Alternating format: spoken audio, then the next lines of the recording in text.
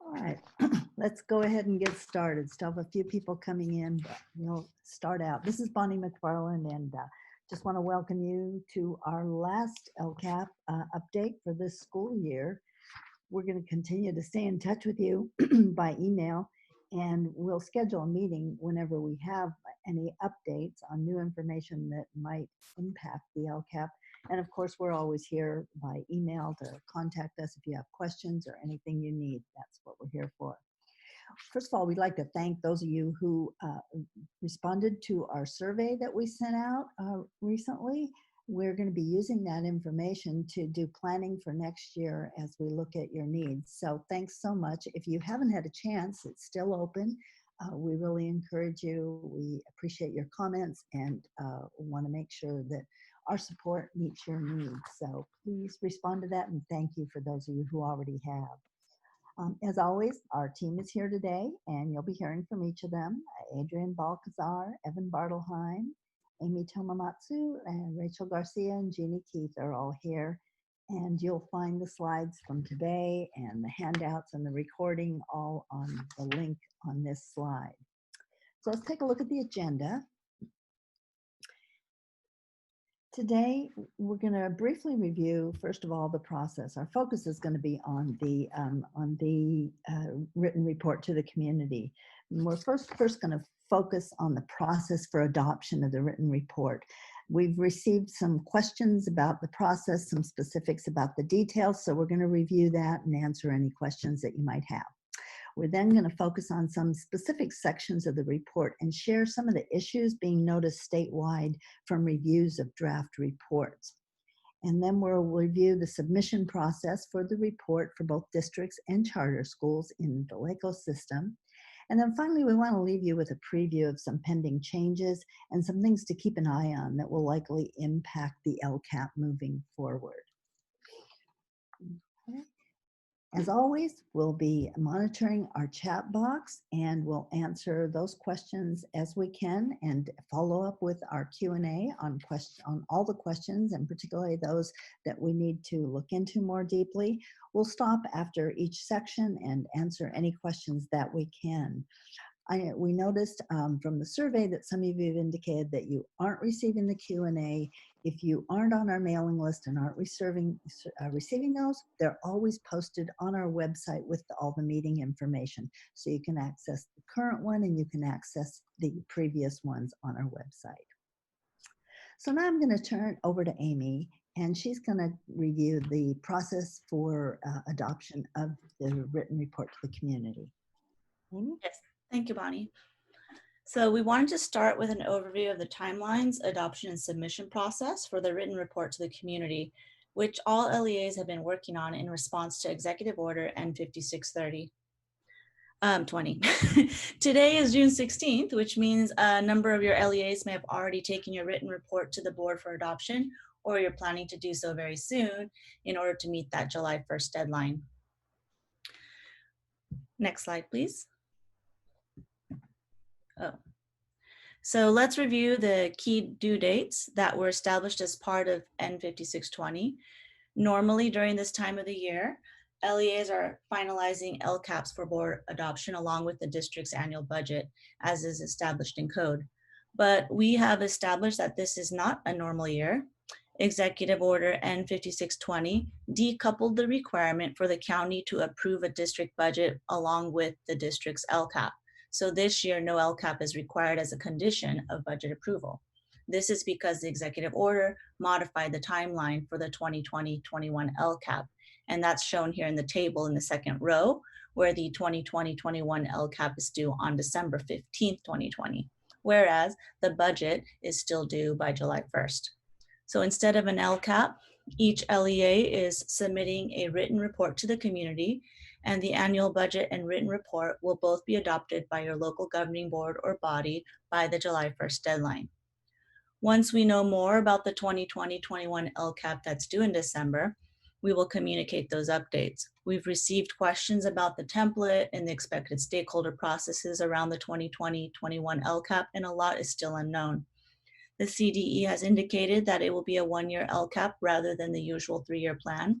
and the CDE anticipates that the template will be available in late summer, so we don't know exactly the date on that yet. We don't know what it will look like or what will be expected for this LCAP, so as you may be aware, the plan is going to be due in December, but it will cover the entire 2020-21 school year from July 1st, 2020 through June 30th, 2021. And the last line on this timetable here, the next 3-year LCAP cycle will begin with a plan that's due on July 1st, 2021. The CDE has indicated that this will be the same template that we had previously been, that was previously approved by the State Board on January 8th, 2020, which is the template that for those of you who had maybe attended some of our LCAP trainings, workshops in the fall, we were all looking at that new template. But since the COVID-19 emergency and all that has since occurred, was postponed. So next slide, please. This screenshot here is our checklist for the adoption and submission of the written report. It's a one-page document that went out to our LCAP contacts in an email since the last time we met on Zoom. But to share it more widely today, we decided to just make sure everyone was aware.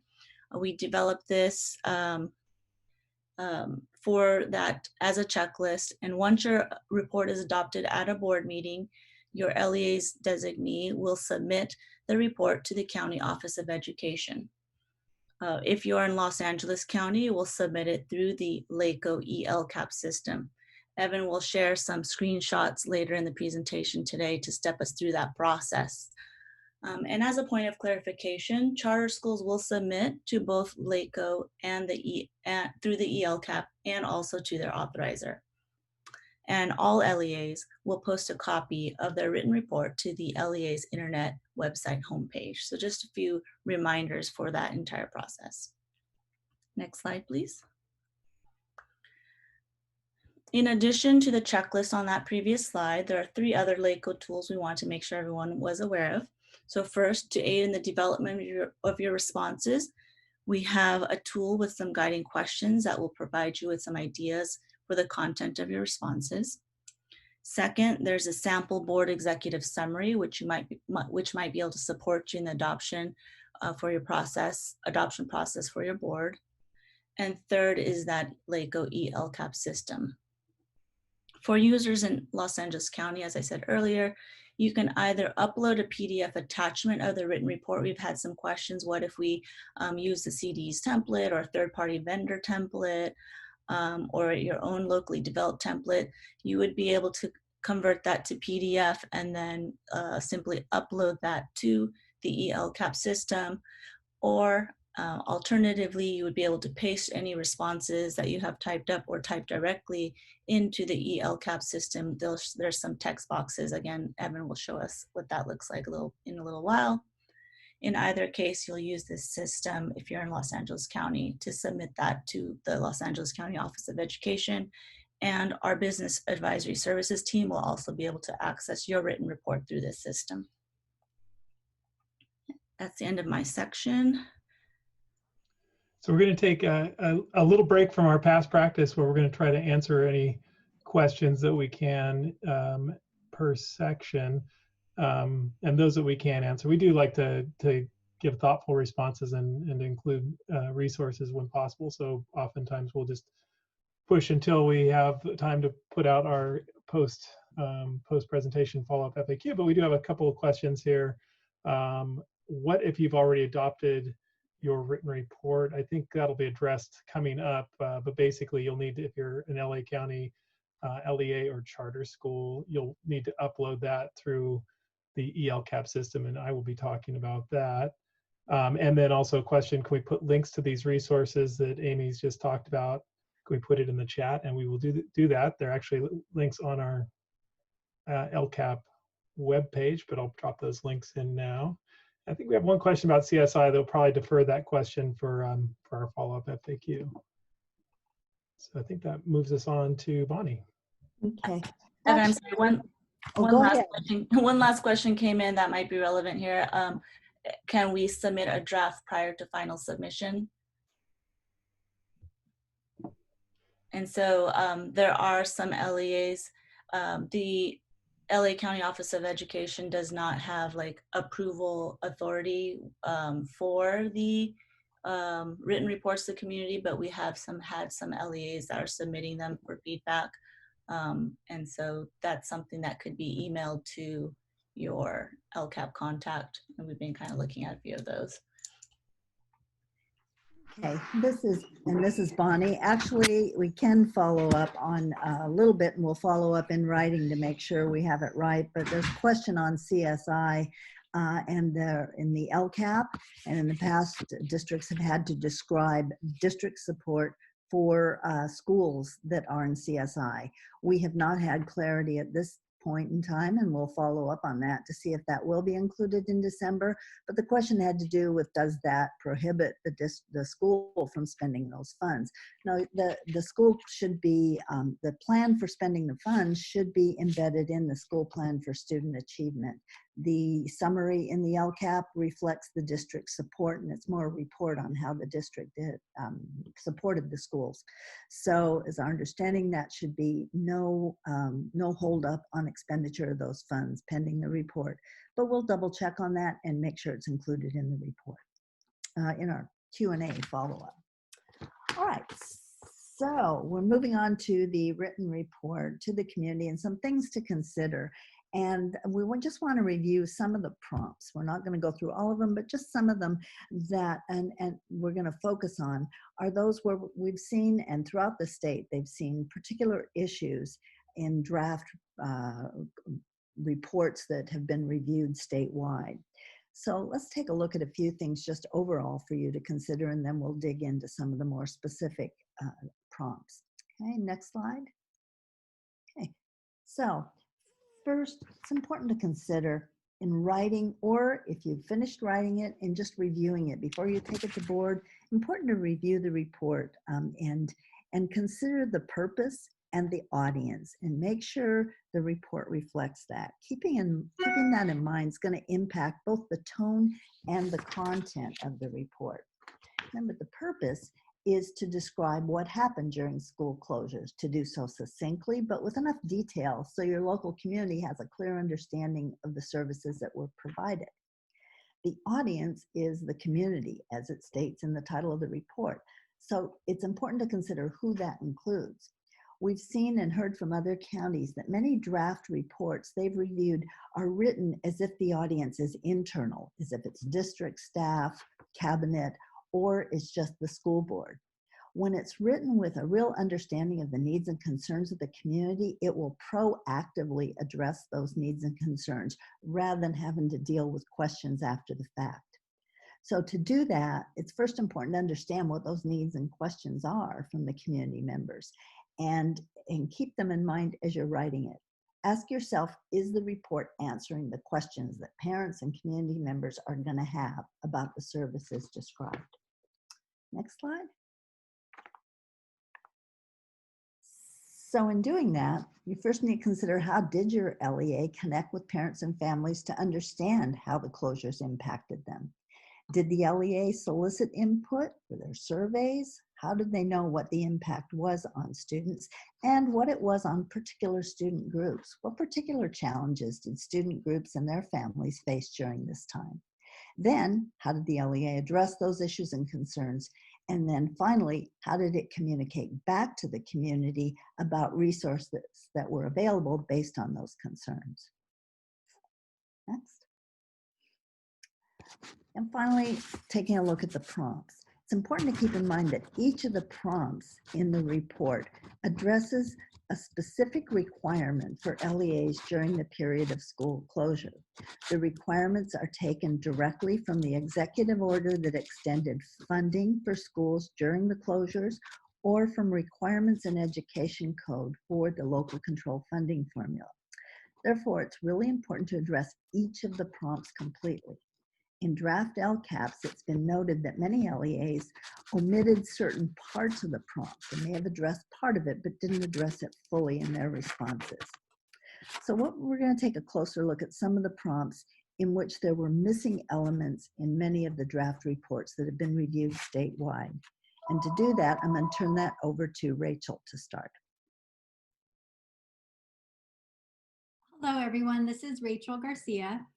So there are two distinct components that must be addressed in the first prompt: an overview of the changes to program offerings and the major impacts of school closures on students and families. In the draft written reports that we've reviewed, there have been some gaps in the response to this prompt.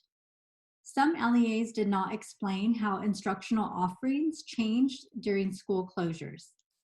When addressing the changes to program offerings, LEAs should consider the delivery of core curriculum, access and availability of learning materials, special education services, as well as intervention and enrichment programs.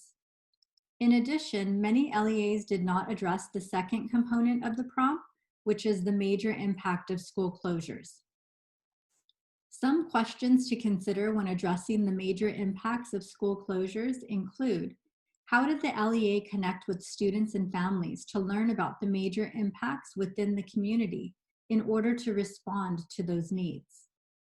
What were the unique challenges presented by the LEA's community or demographics? And what were the impacts on students with disabilities and special education services? If your LEA has surveyed students and families to determine their needs, successes, and/or challenges during school closures, consider sharing that information in the response to this prompt. Now I will turn it over to Adrienne to review prompt 2. Good morning, everyone. This is Adrienne. I hope everyone's doing well. For prompt 2, what we noticed is that prompt 2 asks the LEAs to provide a description of how the LEA met the needs of all 3 student groups of English learners, foster youth, and low-income students. And for this prompt, we noticed that some LEAs did not address all 3, or specifically there was a common trend with the ones that we viewed as well as the others in the other county offices, that there was a missing focus on fully describing the low-income students and what steps that the LEA took to address the barriers of the low-income students and their families during this school closure. And in addition, LEAs didn't fully address or describe how the LEA met the needs of the low-income students. And we know with the closure of businesses, many of your families have been affected by the loss of their job. And so the needs, conditions, and circumstances of your low-income families, and now probably newly identified low-income families, have never been so apparent. And so some questions to consider when you're addressing prompt 2 is to make sure that you fully address, to include what additional services were provided specifically based on the needs of your low-income students and families, and in what ways did the LEA determine the degree of support available in the homes for instruction and the availability of support materials. How did you know what the students needed in terms of books, reference materials, internet access? And what impediments did your low-income students face in completing their assignments? Did they have other responsibilities that came out in your feedback? Did they experience a lack of quiet space to do their work? Or did they have expectations placed on them to take on additional household responsibilities, or perhaps they had to babysit? So, in your answer, in your response, and your description, you're really addressing what services were provided to address these challenges that are unique to these students. And how did you gather the feedback from the families of low-income students to ensure that the district was meeting the needs? And perhaps there were policies and protocols that had to be either established or utilized to address the concern about low-income students not participating in distant learning or having limited participation in distance learning.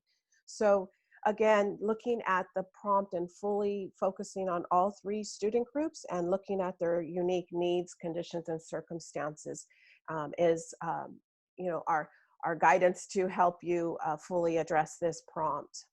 And now we'll go on to prompt 5 with Jeannie. Thanks, Adrienne. Good morning, everyone. This is Jeannie. Prompt 5 addresses the steps that LEAs have taken to arrange for supervision of students during ordinary school hours. And there's definitely been some confusion in some of the drafts reviewed across counties about how this prompt applies to all LEAs and how the response needs to make clear how the LEA either provided supervision for students or arranged for supervision of students.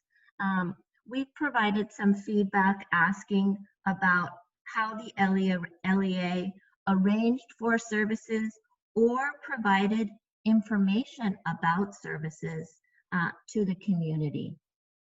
It's important to keep in mind that the response to this prompt may address either services provided by the LEA, which could include services provided by the LEA in partnership with agencies, or how the LEA coordinated and communicated how families could access services provided through other agencies.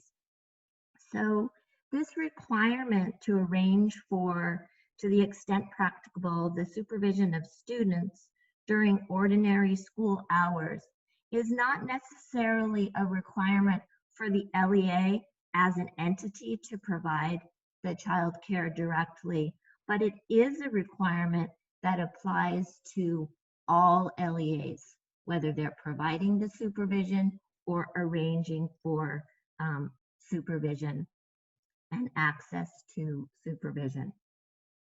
Some of the responses didn't fully address this prompt. And so some of the feedback across counties asks LEAs to keep in mind how the LEA response applies to students of all ages. And the prompt does apply to students of all ages. So providing how the LEA has developed a plan for ensuring that students from all grades served are supervised during school hours. So this does include high school students. And consider including how the LEA identified which students might be in unsafe or unsupervised situations during the school hours. And in your response, you may consider explaining how the LEA informed families about their options for childcare or supervision, and how families might have been provided with a list of known local programs that remained open for services, and explain how your LEA partnered with any service providers, and how the LEA might have connected with local resource or referral agencies to connect families in need of care. So your response may also address collaboration that occurred between your LEA and other agencies. Keep in mind that this prompt is based on Executive Order N2620, which focused on support for children of essential workers and other at-risk students who might be in unsafe or unsupervised situations at times when they have normally been in school. So even if families didn't request supervision or child care support directly from the LEA, what communication was provided to families that would give them information or direct them to where to access information about who they could contact, or to suggest where the resources for supervision of students was available in the community? Next slide, please. The basis for prompts 3 through 5, we wanted to remind you, are based on Executive Order N2620. And in this order, the Executive Order outlined the conditions for schools to continue to receive funding during school closures. We've addressed these 3 prompts today, or these 3 prompts are continuing distance learning, and we didn't focus in on that one today. Prompt 4 is the requirement for providing meals in non-congregate settings, and prompt 5 is the prompt I just discussed about arranging for supervision during ordinary school hours. So these requirements from the executive order must be addressed in prompts 3, 4, and 5. And now let's look at the format of the report. Next slide, please. Thank you. There's no specific required format or template for this written report to the community. The requirement is to respond to all the areas included in the prompts, and those which are required through the executive order. We've shared that CDE has a sample form. The CDE form is called the COVID-19 Operations Report. This is a resource, but it's not required that the LEAs use this template available on the CDE website. We really want to emphasize this point because many of you who've worked on LCAP know that the LCAP required the use of the CDE template. This written report is not an LCAP, and the CDE form is not required. It's provided as an optional template. Also, we wanted to note that you may have seen that the CDE template instructions recommend that the response to each prompt not exceed 300 words. To reiterate Bonnie's point from earlier, the length of the response should be adequate to respond fully and meaningfully to the prompt in terms of what your audience and your community needs to know, and to address questions that they may have about how your LEA responded to address the needs in the community and to support learning during school closures. Therefore, it's not necessary to restrict the length of your response. Next slide, please. In this slide, you see a screenshot of the CDE template. It provides the 5 prompts, and on the CDE website, there's also a guidance document that includes the 5 areas to be included in the prompt, the timeline for board approval and submission, and requirements for posting on the LAA webpage. If you are using the CDE template, it can be uploaded in PDF form for submission to LACOE through the eLCAP portal. And now Evan is going to share the written report to the community template that's available through the eLCAP system. Actually, Jeannie, before we go there, we do have a few more questions specific to the prompts. So I'll throw these out to the team and we can answer as we go. Got to scroll back up here. So with regards to the child care prompt, is there any penalty if the district did not, or the LEA did not provide child care? Just in case it wasn't clear. Sorry, go ahead. Yeah, I saw that question in the chat. That's a great question. The requirement addresses how the LEA arranged for the child care. So if the LEA didn't provide the child care themselves, you need to explain how you provided access or information about where families could access child care in the community. Okay. Another question, this goes back to the CSI question earlier that Bonnie addressed partially. In this case, the CSI school is a single school charter, so their SIPSA is their LCAP. So how does that affect their ability to spend the money? Bonnie, you want to take a shot at it? Yeah, and we'll follow up too on this one. That kind of got, we have not gotten a clear response from the department about how the delay of the LCAP impacts charter schools if they chose to use their LCAP as their school plan. So we're recommending that if they are in the process of developing their plan, that they separate that from the LCAP to avoid any issues there. So they have a separate, use the typical format of the school plan, because you won't have an approved LCAP if you combine the two, and that holds up your school plan. So we're continuing to try and seek some guidance on that. But at this point, the simplest answer is for charter schools to not do that combination for this year because of all the issues involved. But we will follow up and try and get you some clarity on that. Okay? If they have, if they've completed it, we'll check and see if it includes all the school plan requirements. That's all that anyone would be looking at in terms of a FPM review or in terms of use of those funds, but the LCAP piece would have to be in December. So decoupling those is the easiest, but we'll follow up on that one. Okay, another question here. Tracy was asked, what would happen with the submission of the report, and specifically whether state officials would read it?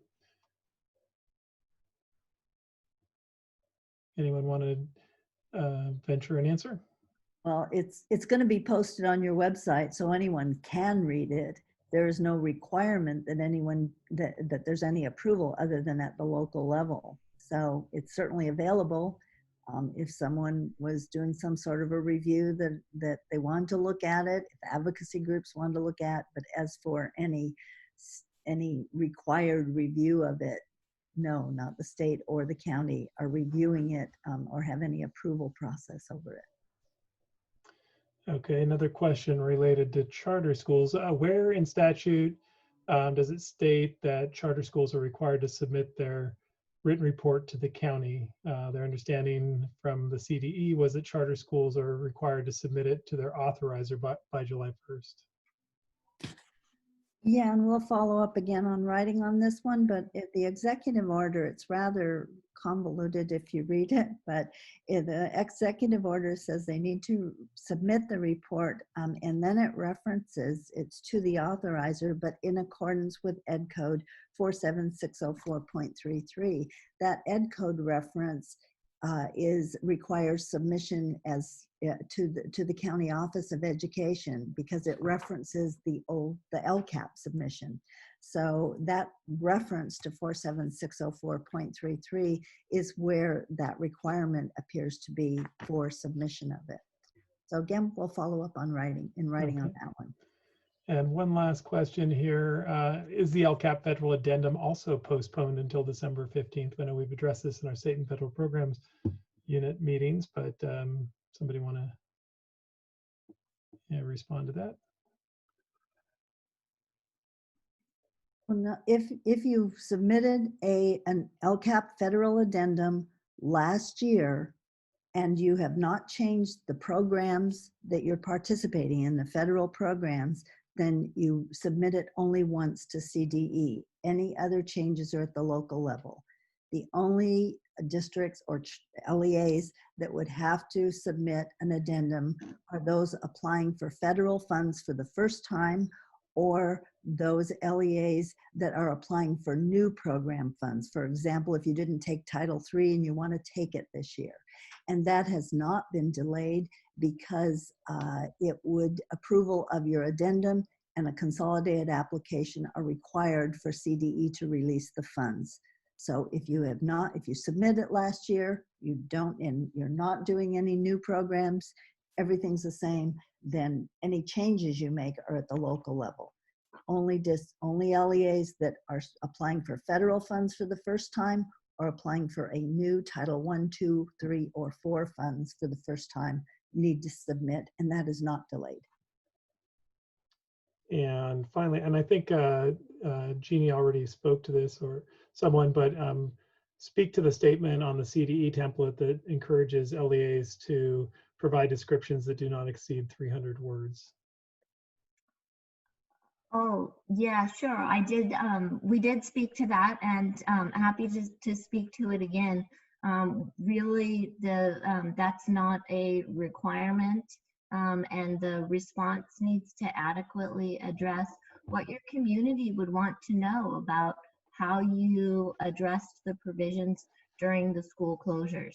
And so there is no word limit. So ensure that your response adequately addresses the prompt, and that it's comprehensible to those in the community that the report is intended for. Thanks, Jeannie.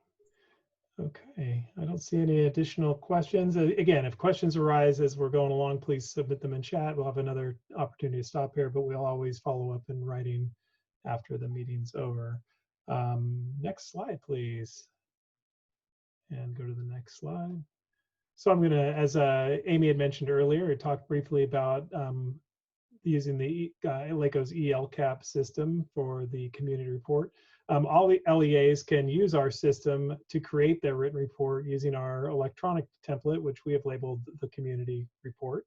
And the system will also be used by all county districts and charter schools to submit their approved written report per the executive order. And you can access our LCAP system at the URL that's listed on the slide.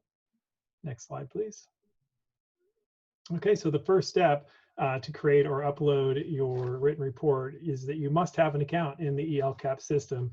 And just a reminder, this is a new platform that we rolled out in February, and many of you created new accounts then. However, it's important to note that we were not able to transfer login credentials from our prior LCAP system.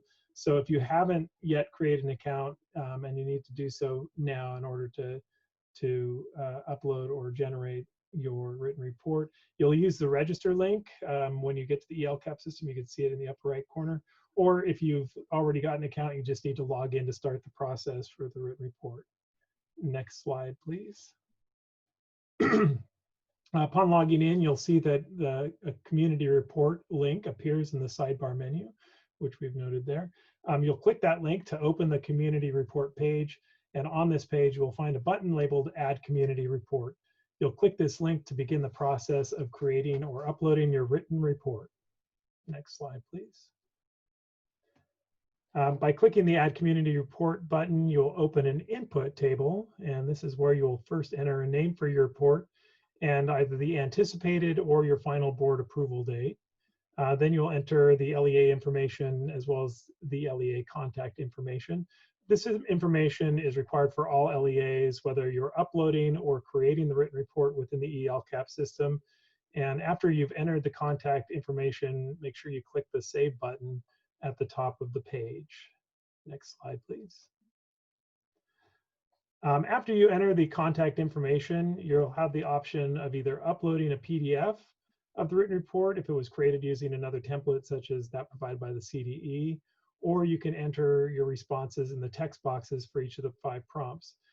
Just to note, if you're uploading the PDF, there are 2 steps. First, you have to choose the file and find it on your desktop, and then you make sure you click the little green excuse me, cloud upload button there. So that's a 2-step process, and if you don't do both, you won't get that PDF uploaded.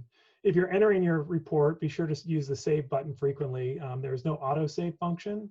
However, an error message will appear if you inadvertently attempt to navigate away from the page before saving your work. Next slide, please. Finally, a few notes on the system functionality. You'll notice that the top of this page, after you click Save, after initially entering your LEA contact information, 2 additional buttons will be enabled. You can see those at the upper right corner.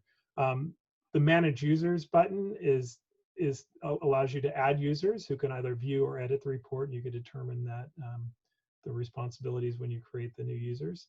And also the clicking on the View Report button will generate a PDF of the document, which you can use for distribution or for your board submission. Finally, use the Submit button when you're prepared to formally submit the written report to LACOE as required by the executive order for both districts and charters. And just note, once you've submitted, the report cannot be edited. We can reopen it. However, you just need to contact someone in the LCAP unit if you inadvertently submit before you're ready to. And now back to Bonnie. Okay, before we leave you today, we want to just review some possible changes moving forward and some things that might be coming up as you in the next few weeks, months through legislation or other things from CDE that are kind of you should have on your radar. So let's take a look first. Next slide. All right. So some of those things to think about. First of all, plans for reopening of schools. As those plans are being made, the question to ask is, how is the LCAP part of that conversation? How are services going to be provided in a new reconfigured learning environment? Things will look very different. So how are those services going to look different? And is that conversation part of the conversation as those decisions are being made? The next has to do with the state budget. And as we get more information about the state budget, we know that it was passed, but it's still sort of pending the governor's review, and there are some changes possibly coming. So it's going to be sort of a moving target here for a while. But as those budget decisions come out, how is that going to impact the actions and services that are currently in the LCAP? And how are needs being prioritized to meet the new budget realities? And how is that going to be reflected in the LCAP? Next, how are district priorities changing in response to current economic and societal issues?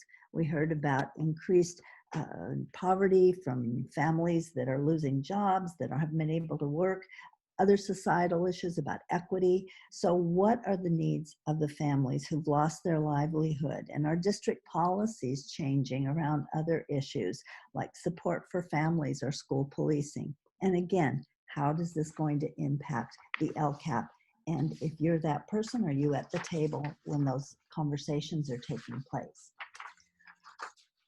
Next, we have an assembly bill that's moving, and it's Assembly Bill 1835. You may have heard about it. It makes changes to accounting for and the use of supplemental and concentration funds.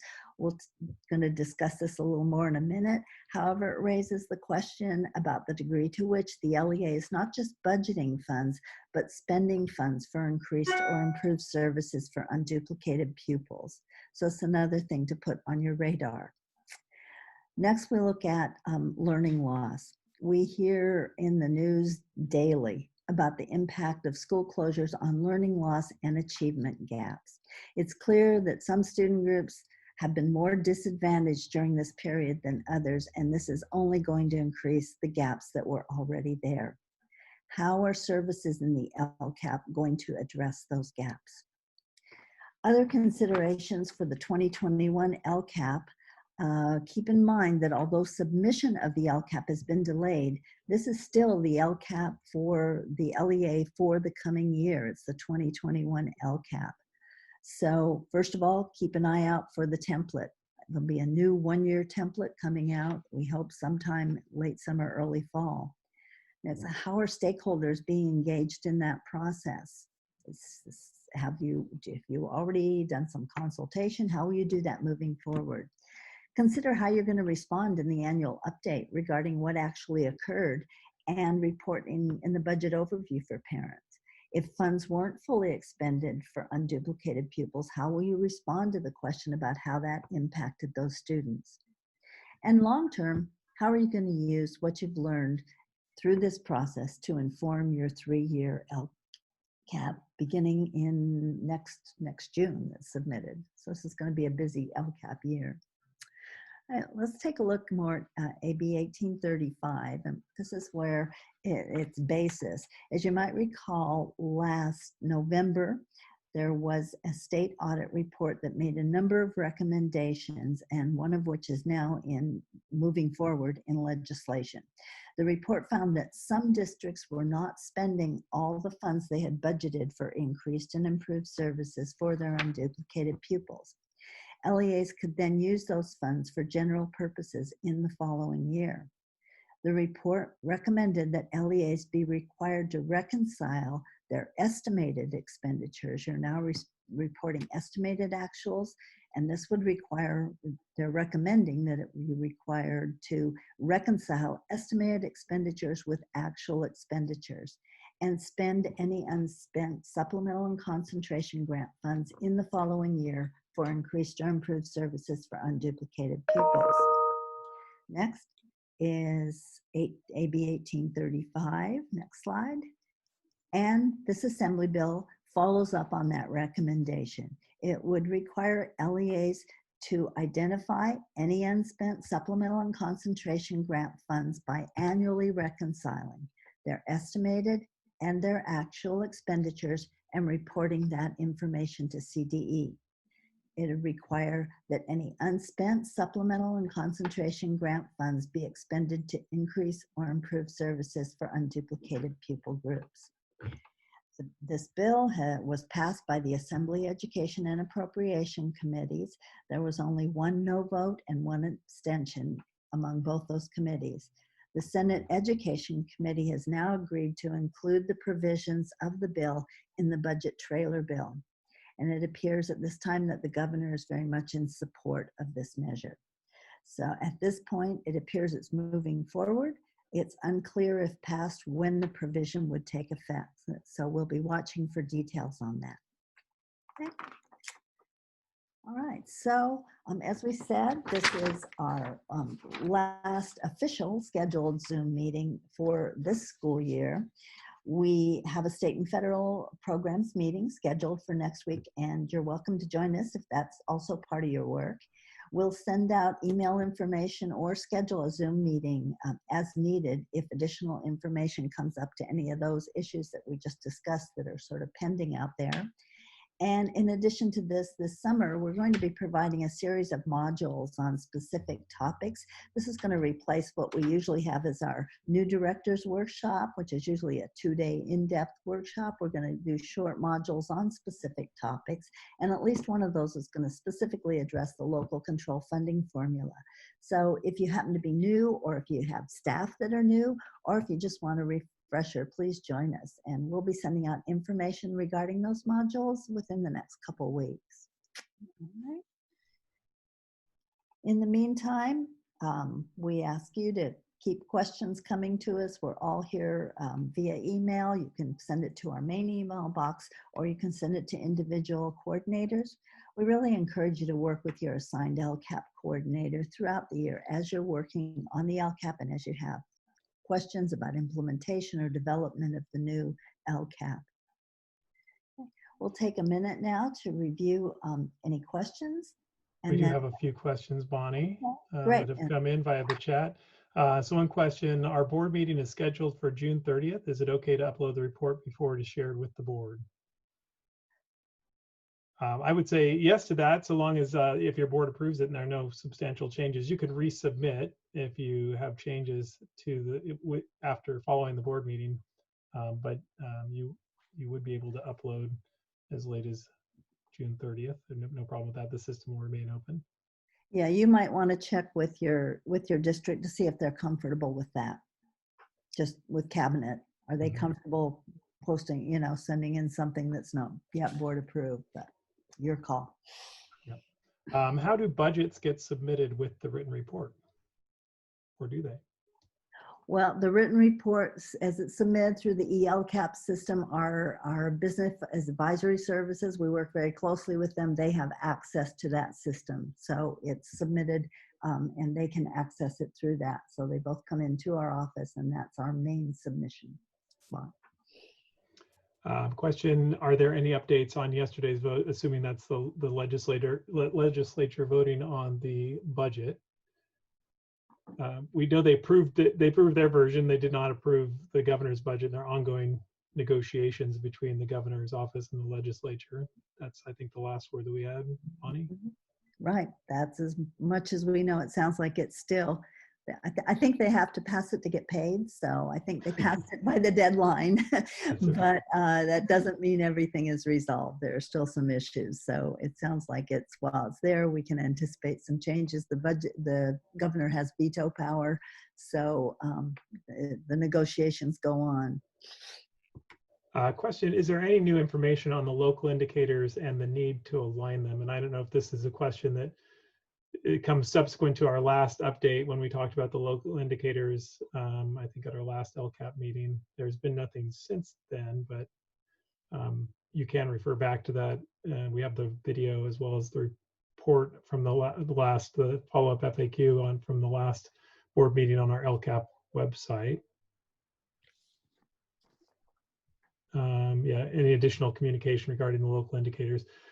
Question, will the 1-year template be as comprehensive as the 3-year template? Our sense is that it will be an abbreviated version because of, it was postponed because of all the issues, and it will be a different template. So our sense is, although we haven't seen it, but our sense is from the department that their goal is to make it more abbreviated than the full 3-year. And finally, we have a question for clarification or a statement. The 2021 LCAP budget will be submitted by CBOs and not with the COVID-19 written report in the ELCAP.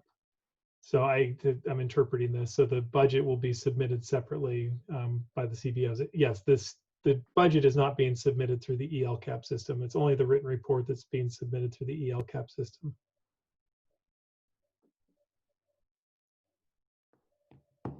And that's it for questions. Now we'll keep the chat open for a few minutes if you have any additional questions, and we'll definitely still be following up with all the questions you've submitted to make sure that we have clarity on all of those for everyone if they didn't catch earlier questions or if they just want to have them for their reference. So please submit any additional questions, and we will see you next week at the State and Federal Programs meeting.